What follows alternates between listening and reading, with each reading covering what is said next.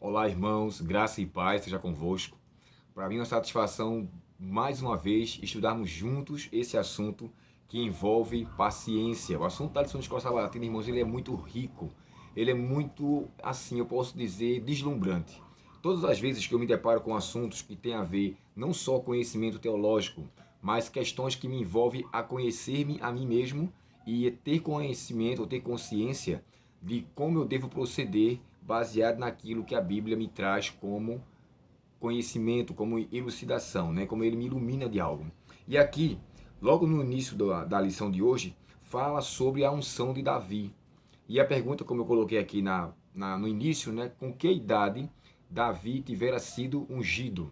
Bem, irmãos, já vamos aqui citar pelo menos alguns pontos onde, entre os estudiosos, eles dão um parecer. É claro que não há uma precisão de informação, porém, baseado nessas possibilidades, a gente pode ter uma noção de fato que idade Davi poderia ter tido quando ele foi ungido como rei. Baseado quando ele foi ungido até então ali, né? Depois ele foi ungido novamente. Então, assim, mas naquela unção que aconteceu, a ida de Samuel até a sua casa, ali foi a primeira unção. É lamentável entendermos que tomarmos o conhecimento de que Davi não estava entre aqueles que poderiam ser os pretendentes de sua casa. Você já nota que houve uma certa repulsa da parte de seu pai, como também dos seus próprios irmãos. É tanto que mais adiante o próprio irmão, acho que é o Eliabe, se não me foge a memória, fica aborrecido quando Davi vai até os seus irmãos para levar alimento, e naquela situação ele se depara com o gigante Golias. E eles acabam recriminando seu irmão. Nota-se até então que esse era desprezado. E aí entra uma coisa que é considerável, né? Todas as vezes que diante da sociedade alguém é desprezado, é a esse que Cristo exalta. É a esse que Deus levanta. É a esse que Deus coloca nele uma posição diferenciada. E ele, de fato, causa em Cristo uma posição bem diferenciada. Aqui, nesse momento em especial, deixa eu dar para vocês aqui algumas possibilidades sobre a possível idade de Davi baseado no livro, né, que eu estou muito feliz por ter comprado, o Comentário Bíblico de Champlin, tá? Eu achei esse muito bom.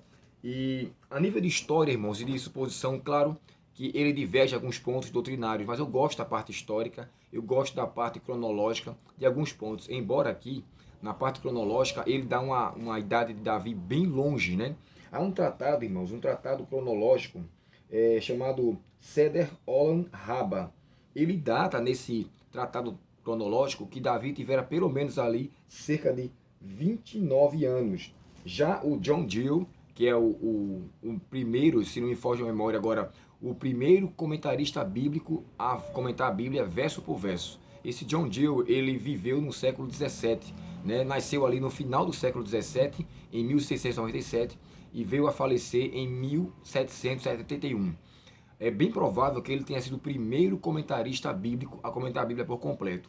De acordo com o seu parecer, esse grande erudito, inclusive batista, ele era, na verdade, ele datou a data de nascimento, né, ou melhor dizendo, perdão, a data da unção de Davi, ele colocou aqui com 20 anos.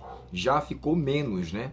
Porém, quando eu vou para o comentário bíblico de Wilsby, ele chega a dizer o seguinte, ó: de acordo com alguns cronologistas, deixa eu ler aqui para vocês. É esse comentário aqui que eu também acho ele muito legal. Ó, por isso que minha estante tá cheia de buraco, porque eu tirei tudo e botei aqui. Olha só, ele diz assim, ó: de acordo com alguns cronologistas, Davi nasceu por volta do ano 1085 a 1070. Se assim for, né, nasceu em 1085, perdão, dizendo, e foi ungido no ano 1070, subtende-se então que ele tinha entre 15 e 16 anos. É bem provável que essa aqui seja a idade mais precisa que ele tivera até então, entre 15 e 16 anos. Porém, para fechar esse nível de possibilidades, o que é que Ellen White fala sobre isso? E aqui eu acho interessante. Ela não dá data, ela não diz o ano, até então, pelo menos no livro chamado Patriarcas e Profetas. Mas olha o que é que ela fala em relação a isso. O singelo pastorzinho, aí você já nota que ela fala em sentido de diminutivo, né? Ela fala de pastorzinho, ele fala que no frescor da meninice, esse outro título que é dado, aí diz assim, ele cantava as canções de sua própria composição, e a música de sua harpa lhe trazia suave acompanhamento, a melodia da límpida voz juvenil. Se eu uso essa expressão aqui, juvenil, E você sabe que os juvenis, pelo menos pela classe que nós conhecemos, é entre 10 e 13 anos. E quando o comentário bíblico fala sobre esse assunto, o comentário bíblico adventista, ele chega a dizer assim, ó, faltava mais de uma década para com que Saul fosse de fato coroado rei. E nós sabemos, de acordo com o livro de Samuel, que Davi foi coroado rei, pelo menos quando ele tinha 30 anos. Então, e tem essas possibilidades de data, o mais preciso que eu encontro, tanto do comentário do Usby, quanto do que Ellen White faz confirmação, junto com o comentário bíblico adventista. O que acontece? Se tinha-se mais ou menos uma década para com que ele seja coroado, e ele foi coroado com 30 anos, então está provável que ele devia ter entre 15 e 16 anos. Com certeza, menos de 20 anos. Mesmo que o John Gill tenha dito aqui que ele tivera 20 anos, é bem provável que Davi tivesse menos do que isso. Ele estava realmente ainda muito jovem, era uma criança, praticamente uma criança até então. Mas foi nessa idade que ele foi colocado ali sobre a unção que Deus tivera lhe dado, aqui no capítulo 16. Mas o que é que me chama a atenção? Embora o próprio Flávio Josefo chega a descrever que quando Samuel foi até a casa de Jessé e foi ungí-lo, ele chega a descrever, Flávio Josefo, que o próprio Samuel falou ao ouvido de Davi, dizendo que ele seria rei. E também fala ao ouvido de o próprio Jessé. Porém, mesmo que nós temos esse documento histórico, Ellen White diz na verdade que ele não falou coisa alguma. Na maneira quando ele vai até lá e unge-o, ele vai embora e não faz nenhum comentário. Logo, Davi sabia que a sua unção ela tinha um propósito. A sua unção ela era algo diferenciada, ou seja, Deus tivera escolhido para um propósito. Sabendo então, irmãos, que só quem era ungido na Bíblia eram os sacerdotes, eram os reis ou os profetas. Quando alguém era separado para um ofício, eles eram ungidos. Lembre-se que Elias foi e ungiu ele como rei. O próprio Saul também foi ungido como rei. Então, assim, é Deus separando alguém para um ofício. E quando Samuel ele unge o próprio Davi, ele sai de lá sem nada dar resposta. Lamentavelmente, embora o próprio Flávio José endosse essa questão de ter falado ao ouvido, ele deixou aquilo em segredo. Davi precisava esperar, através da sua fé e da sua paciência, o que Deus tinha planejado para ele lá no futuro. E de fato isso foi confirmado. Embora ele não soubesse qual era a causa, Davi viveu pela fé em esperança, ou seja, esperou pela providência de Deus para aquilo que ele de fato tivera sido chamado. Mais adiante, agora, dando uma adiantada na história, nós conhecemos o que acontece depois.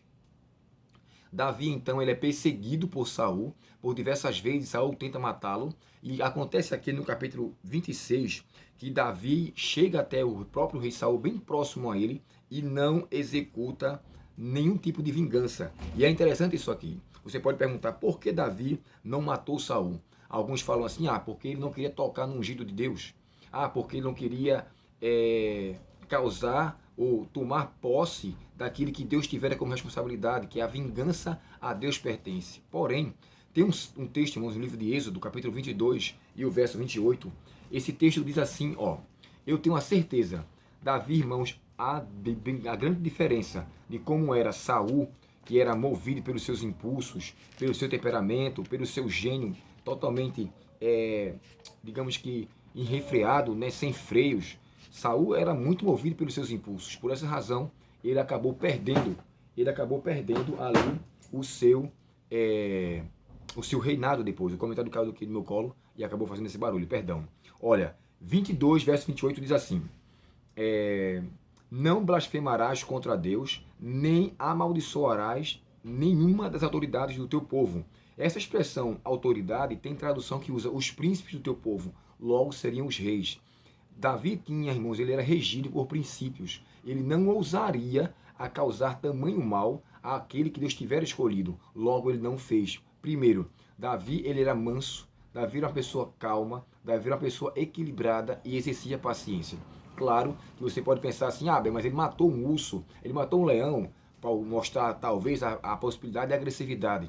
Mas o propósito de Davi era proteger as ovelhas. E isso também Cristo fazia. Eu iria proteger as ovelhas dos lobos vorazes, daqueles que poderiam, na verdade, trazer algum dano aos filhos de Deus. Então Deus intervém naquela situação para com que a providência divina pudesse, na verdade, realizar algo. Mais adiante, aqui embaixo, tem um outro ponto que merece consideração. Como a atitude de Davi afetou Saul. O que isso nos ensina sobre as vantagens e esperar em Deus. Sabe, irmãos, o que me chama muito a atenção, a própria forma de Davi se comportar com um rei tão desgovernado, né? Um rei que não era mais regido pelos princípios divinos e agora era o seu espírito que agia. Davi mostrou aqui: não te deixes vencer do mal, mas vença o mal com o bem. Inclusive, o próprio Provérbios, né? O Provérbios foi escrito pelo seu próprio filho, né? Salomão, no capítulo 22, 20, verso 22, olha, aqui diz assim: Provérbios, capítulo 20, e o verso 22. É um texto que nós conhecemos, mas eu gostaria de ler com vocês. Parece até que o próprio Davi aprendeu com seu filho, mas o princípio da questão da paciência e não vingar-se ele conhecia. Aqui o seu filho, Salomão, escreveu as seguintes palavras, que diz assim, Provérbios 20 e o verso 22. Não digas, vou me vingar deste mal. Espere o Senhor, ele resolverá a questão. Eu li na tradução NVT, que é a nova versão transformadora. Então, levando em consideração, eu não sei o que é que você está passando. Você talvez está sendo tentado a avaliar e agora tomar posicionamento ou vingar-se de alguma situação.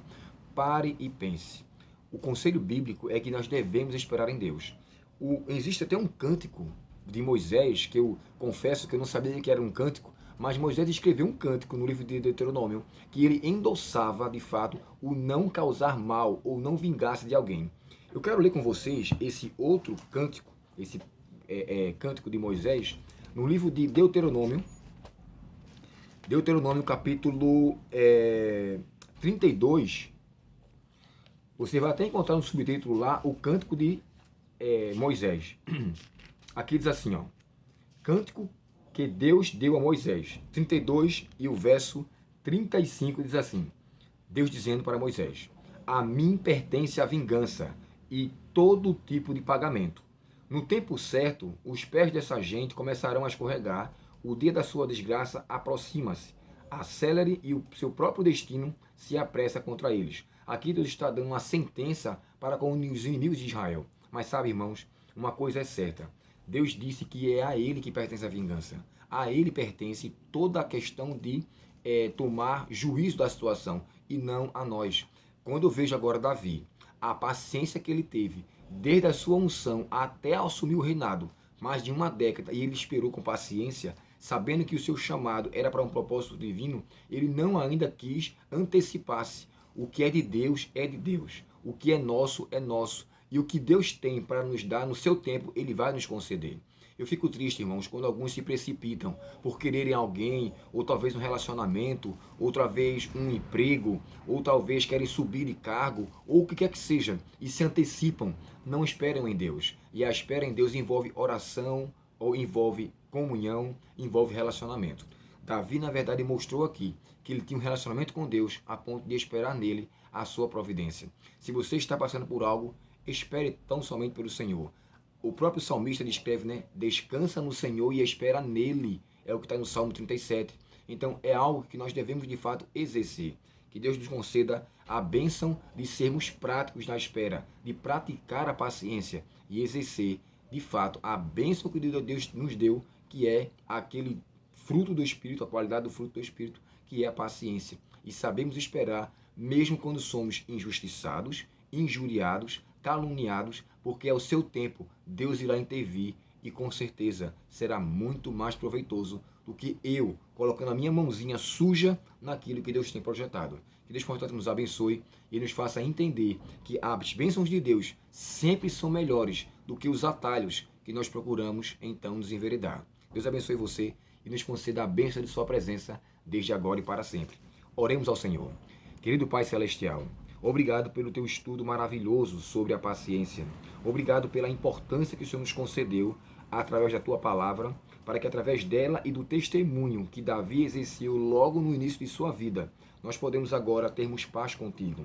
Não nos vingarmos pelo mal que somos acometidos, não sermos, Senhor, pessoas que sejam vingativas, que paguem o mal com o mal, mas que saibamos esperar em ti. Dá-nos, ó Pai, o dom do Espírito Santo, para que possamos exercer a paciência que é fruto do mesmo Espírito Santo. perdoa nossos pecados, dá-nos um bom dia e enriquece-nos com a tua palavra. Nós te pedimos em nome de Jesus. Amém. Deus abençoe você, um ótimo dia em sua presença. E se esse vídeo for interessante, se inscreva nesse canal. Você que está assistindo talvez pela primeira vez, nos ajude no compartilhamento, disseminando a palavra de Deus e fazendo com que o estudo da lição de escola sabatina seja mais um ponto de mantermos a nossa comunhão com Deus e de nos aprofundarmos nesse livro maravilhoso chamado Bíblia Sagrada. Até o próximo estudo. Deus abençoe você. Até logo.